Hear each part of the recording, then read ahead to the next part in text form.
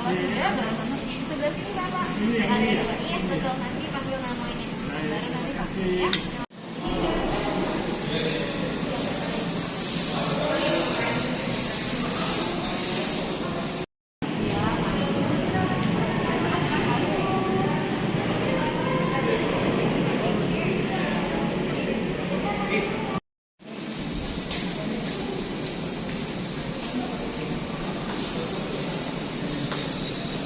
Untuk dokumentasi.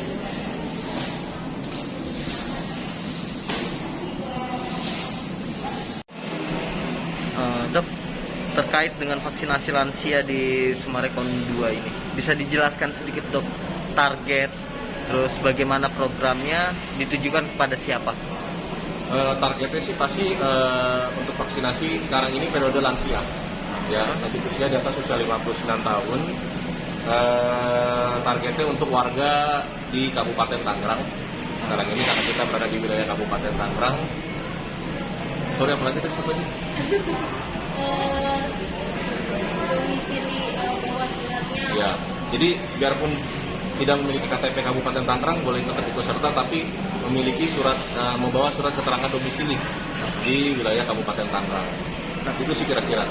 Program ini sudah berlangsung dari kapan dan sampai kapan? Sebenarnya program vaksinasi lansia sudah berlangsung kira-kira beberapa minggu. Ya, tapi kalau untuk yang di Summarecon Mall Serpong ini dari tanggal 26 sampai besok tanggal 28.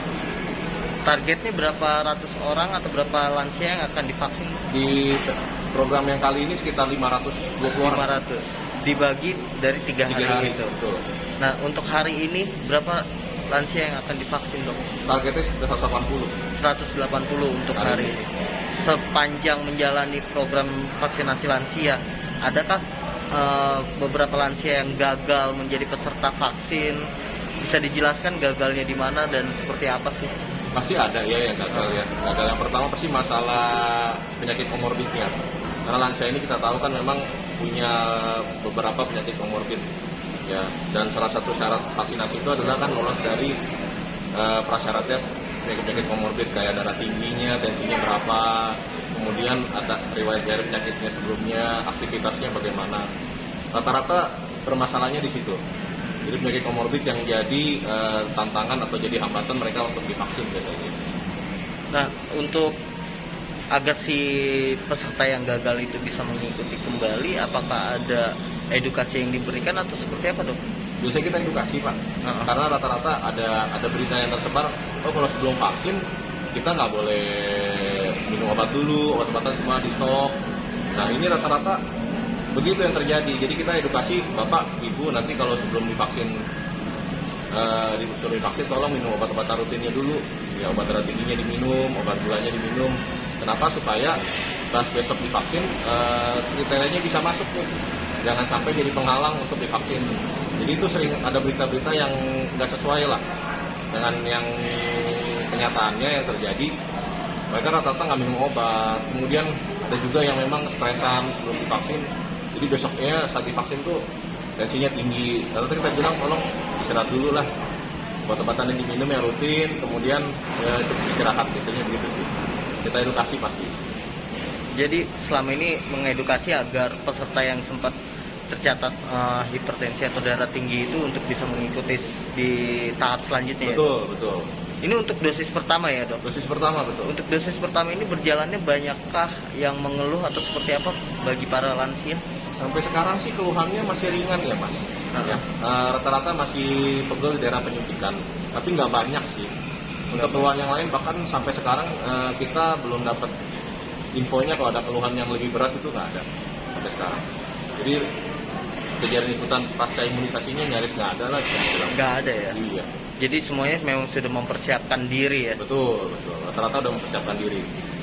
Nah dok, terkait dengan vaksinasi ini berarti ada tujuan dan target ya dok? Target dan tujuannya itu untuk apa sih dok? Boleh dijelaskan dan bagaimana imbauan dokter agar masyarakat itu bisa memahami bahwa vaksinasi COVID ini adalah langkah untuk memutus mata rantai? Bisa dijelaskan? Tujuannya kan pasti yang pertama vaksinasi ini tujuannya adalah untuk memberikan proteksi ya bagi seluruh warga, seluruh masyarakat supaya terbentuk namanya herd immunity, kekebalan secara massal lah kita bilang. Nah, Ini program pemerintah yang sangat baik nih, ya, supaya penularan COVID-19 ini bisa terhenti nih dengan adanya kekebalan massal yang didapat oleh seluruh warga. Nah, ini yang kita sebenarnya masyarakat harusnya mendukung program ini, karena pemerintah udah sangat baik hati memberikan vaksinasi ini secara gratis ya untuk masyarakatnya, dan memang kalau ada sesuatu pemerintah akan mengcover atau kita bilang ada pemerintah itu akan memberikan tanggung jawab setelah vaksinasi ini jika ada sesuatu. Gitu. 688 4105 ya. Oke. Ini untuk Ah. walaupun nggak ada hasilnya.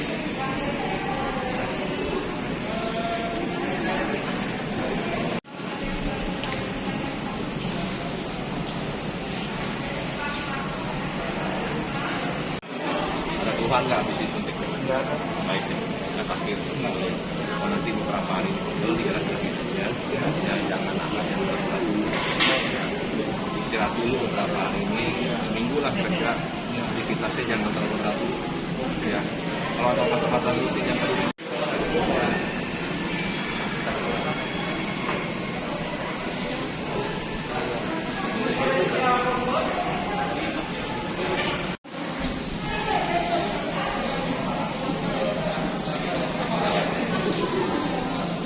Perintahnya udah ada undang-undangnya gitu Kak. Kita nggak boleh, orang lagi disuntik kita nggak boleh difotoin kayak gitu.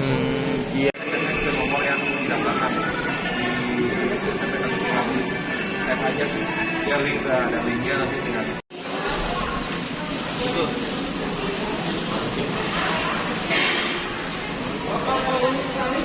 Dulu karena di sini kita itu vaksinasi pasien yang nggak terdaftar. Nah, jadi mereka udah isi data lewat sakit gangguan ginjal ada, ya, liver, 19. 19.